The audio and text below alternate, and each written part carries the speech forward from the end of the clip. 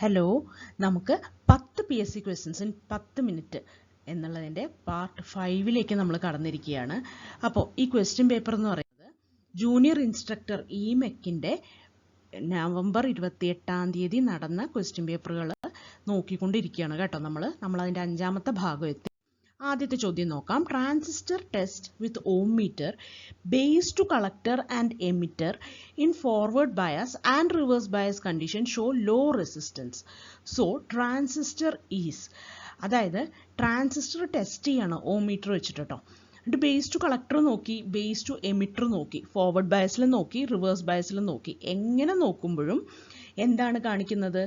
Law resistance ആണ് കാണിക്കുന്നത്. എന്താണ് ലോ റെസിസ്റ്റൻസ് കൊണ്ട് ഉദ്ദേശിക്കുന്നത് എന്നാണ് ചോദിക്കുന്നത്. അതായത് ട്രാൻസിസ്റ്റർ ഗുഡ് ആണോ? ഗുഡ് അല്ല എന്തായാലും. കാരണം ലോ റെസിസ്റ്റൻസ് കാണിക്കുക എന്ന് പറഞ്ഞു കഴിഞ്ഞാൽ ആ ട്രാൻസിസ്റ്റർ എപ്പോഴും കണ്ടക്ടിങ് സ്റ്റേജിൽ എനിക്ക് കാണിച്ചുകൊണ്ടിരിക്കുന്നത്. അപ്പോൾ ഗുഡ് അല്ല എന്തായാലും. അത് ഓപ്പൺ ആണോ? അല്ല. ഓപ്പൺ ആണെങ്കിൽ ലോ റെസിസ്റ്റൻസ് കാണിക്കില്ല. കാരണം കറണ്ട് അതിൽ കൂടെ പാസ് ചെയ്തുകൊണ്ടിരിക്കുകയാണ്.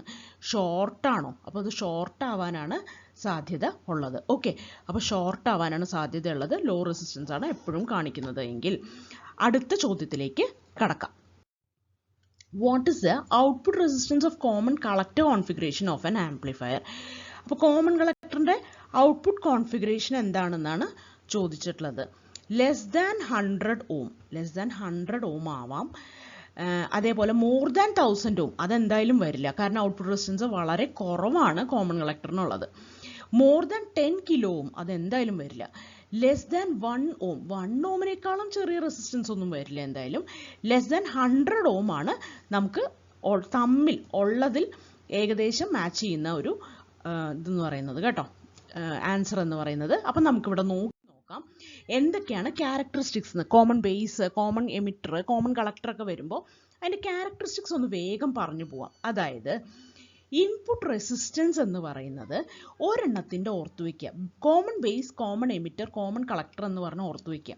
ഇൻപുട്ട് റെസിസ്റ്റൻസ് കോമൺ ബേസിൻ്റെ വളരെ കുറവായിരിക്കും കേട്ടോ. അത് കഴിഞ്ഞിട്ട് കോമൺ എമിറ്റർ വരുമ്പോഴേക്കും കുറച്ചും കൂടെ ഒന്ന് കൂടും. വെരി ലോ ആണ് ഇവിടെ, ഇവിടെ ലോ ആണ്, ഇവിടെ ഹൈ ആണ് കോമൺ കളക്ടറിൽ ഇൻപുട്ട് റെസിസ്റ്റൻസ് കേട്ടോ. അപ്പോൾ വെരി ലോ എന്ന് പറയുന്നത് ഒരു 20 ഓം വരെയൊക്കെ പോവാം. അതേപോലെ കോമൺ എമിറ്ററിന് ലോ എന്ന് പറയുന്നത് 1 കിലോ ഓം വരെ പോവാം. കോമൺ കളക്ടറിന് ഹൈ എന്ന് പറയുന്നത് 500 കിലോ ഓം വരെ ആവാം. ഇതിൻ്റെ നേരെ തിരിച്ചാണ് ഔട്ട്പുട്ട് റെസിസ്റ്റൻസ് വരിക. അതായത് കോമൺ കളക്ടറിന് ഹൈ ആയിരുന്ന ഇൻപുട്ട് റെസിസ്റ്റൻസ് ഇവിടെ കോമൺ ബേസിനാണ് ഈ വെരി ഹൈ കാണിക്കുക. 1 മെഗോം വരെ വരാം. അതേപോലെ ഔട്ട്പുട്ട് റെസിസ്റ്റൻസ് കോമൺ എമിറ്ററിന് വരുമ്പോൾ ഹൈ ആവും, 40 കിലോ ഓം വരെ വരും. അതേപോലെ ഔട്ട്പുട്ട് റെസിസ്റ്റൻസ് കോമൺ കളക്ടറിൻ്റെ ലോ ആയിരിക്കും. ഓക്കെ, അപ്പോൾ വെരി ഹൈ, ഹൈ, ലോ എന്ന് വന്നു. ഇവിടെ വെരി ലോ, ലോ, ഹൈ എന്ന് വന്നത്. അപ്പോൾ ഒരെണ്ണം പഠിച്ചു വെച്ചാൽ നേരെ തിരിച്ചാണ് അടുത്തതെന്ന് പഠിച്ചു വയ്ക്കുക. അടുത്തത് ഇൻപുട്ട് കറണ്ട്. കോമൺ ബേസിൻ്റെ ഇൻപുട്ട് കറണ്ട് എന്തായിരിക്കും? ഇൻപുട്ടിൽ വരാൻ പോകുന്നത് എമിറ്ററാണ്, ഔട്ട്പുട്ടിൽ വരുന്നത് കളക്ടറാണ്. ഓക്കെ, അപ്പോൾ ഇൻപുട്ട് കറണ്ട് IE ആണ്, ഔട്ട്പുട്ട് കറണ്ട് IC ആണ് കോമൺ ബേസിൻ്റെ, അല്ലേ? അങ്ങനെയല്ലേ വരിക? അപ്പോൾ കോമൺ ബേസ് ആണെങ്കിൽ ഇങ്ങനെയാണ് വരാൻ പോകുന്നത്. അപ്പോൾ ഇൻപുട്ട് സെക്ഷൻ ഇതാണ്, എമിറ്റർ ആണ് ഇൻപുട്ട് സെക്ഷൻ, കളക്ടറാണ് ഔട്ട്പുട്ട് സെക്ഷൻ. ഇനി കോമൺ ബേസ് കഴിഞ്ഞാൽ കോമൺ എമിറ്റർ എങ്ങനെയാണെന്ന് നോക്കൂ. കോമൺ എമിറ്ററിനകത്ത് ബേസ് ആണ് ഇൻപുട്ട് സെക്ഷൻ, കണ്ടോ? IB ആണ് ഇൻപുട്ട് സെക്ഷൻ. ഔട്ട്പുട്ടിൽ വരാൻ പോകുന്നത്, ഔട്ട്പുട്ട് നമ്മൾ എടുക്കാൻ പോകുന്നത് കളക്ടറിൻ്റെ അക്രോസ് ആണ്. അപ്പോൾ കളക്ടറാണ് ഔട്ട്പുട്ട്. അതേപോലെ കോമൺ കളക്ടറിൽ നേരെ തിരിച്ച് IB ഇൻപുട്ട് കറണ്ടും ഔട്ട്പുട്ട് കറണ്ട് IEയും ആണ്. ഇൻപുട്ട് വോൾട്ടേജ് അപ്പോൾ എവിടെയാണ് അപ്ലൈ ചെയ്യാന്നാണ് ചോദിക്കുന്നത്. കോമൺ ബേസിനകത്ത്. കോമൺ ബേസിൽ എവിടെയാണ്? എമിറ്ററിൻ്റെയും ബേസിൻ്റെ ഇടയിലാണ്, അല്ലേ? എമിറ്ററിൻ്റെയും ബേസിൻ്റെ ഇടയിലാണ് ഇൻപുട്ട് വോൾട്ടേജ് അപ്ലൈ ചെയ്യുന്നത്. കോമൺ എമിറ്ററിനകത്താണെങ്കിലോ ബേസിൻ്റെ എമിറ്ററിൻ്റെ ഇടയിൽ, അതെ, ബേസിൻ്റെ എമിറ്ററിൻ്റെ ഇടയിലാണ് ഇൻപുട്ട് അപ്ലൈ ചെയ്യുന്നത്. അതേപോലെ കോമൺ കളക്ടറിനാണെങ്കിൽ ബേസിൻ്റെയും കളക്ടറിൻ്റെയും അക്രോസ് ആയിരിക്കും. ഇനി ഇത് നമുക്ക് വേണമെങ്കിൽ ഇങ്ങനെ തിരിച്ച് വരയ്ക്കാം കേട്ടോ.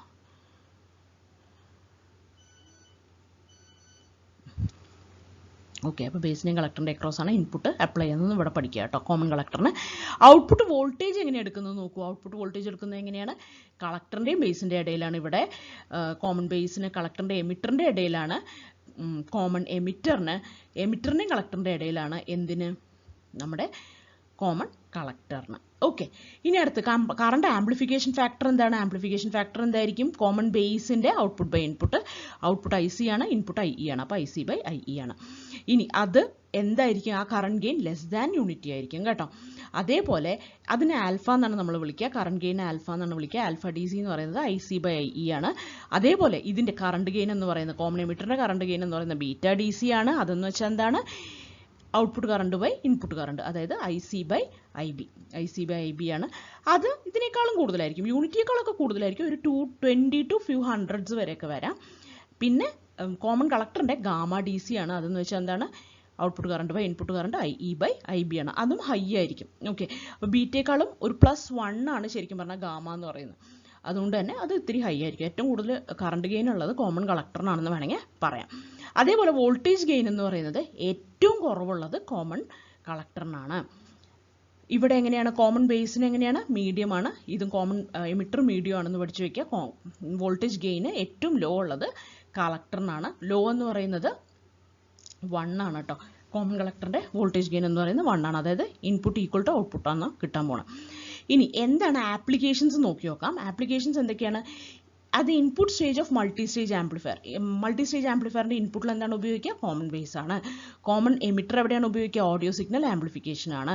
കോമൺ കളക്ടർ എപ്പോഴും ഇംപിഡൻസ് മാച്ചിങ്ങിനാണ് നമ്മൾ ഉപയോഗിക്കുക.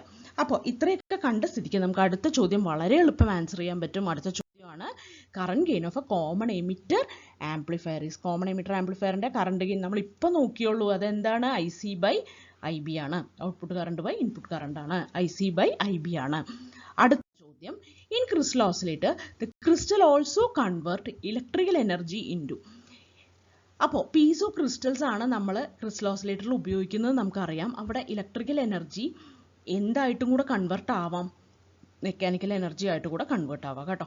അപ്പോൾ പീസോ ഇലക്ട്രിസിറ്റി എന്ന് പറഞ്ഞു കഴിഞ്ഞാൽ ശരിക്കും പീസോ ഇലക്ട്രിക് ക്രിസ്റ്റൽസ് എന്ന് പറഞ്ഞു കഴിഞ്ഞാൽ അതിനകത്ത് മെക്കാനിക്കൽ എനർജീനെ ഇലക്ട്രിക്കൽ എനർജി ആക്കി മാറ്റുകയും അതേപോലെ തന്നെ ഇലക്ട്രിക്കൽ എനർജീനെ മെക്കാനിക്കൽ എനർജി ആക്കി മാറ്റാനുള്ള കഴിവും അതിനുണ്ട്. കാരണം അതൊരു റിവേഴ്സ് ട്രാൻസ്ഡ്യൂസർ ആണ്, ഇൻവേഴ്സ് ട്രാൻസ്ഡ്യൂസർ ആണ്. അത് രണ്ട് ഭാഗത്തേക്കും ഉപയോഗിക്കാൻ പറ്റും, ടു ആൻഡ് ഫ്രോ ആയിട്ട് ഉപയോഗിക്കാൻ പറ്റും. ഇലക്ട്രിക്കൽ എനർജീനെ മെക്കാനിക്കൽ എനർജി ആക്കാനും മെക്കാനിക്കൽ എനർജീനെ ഇലക്ട്രിക്കൽ എനർജി ആക്കാനും പറ്റും. അതായത് കറണ്ട് കൊടുക്കുമ്പോൾ അതിനൊരു ഡിഫോർമേഷൻ സംഭവിക്കാമെന്ന്.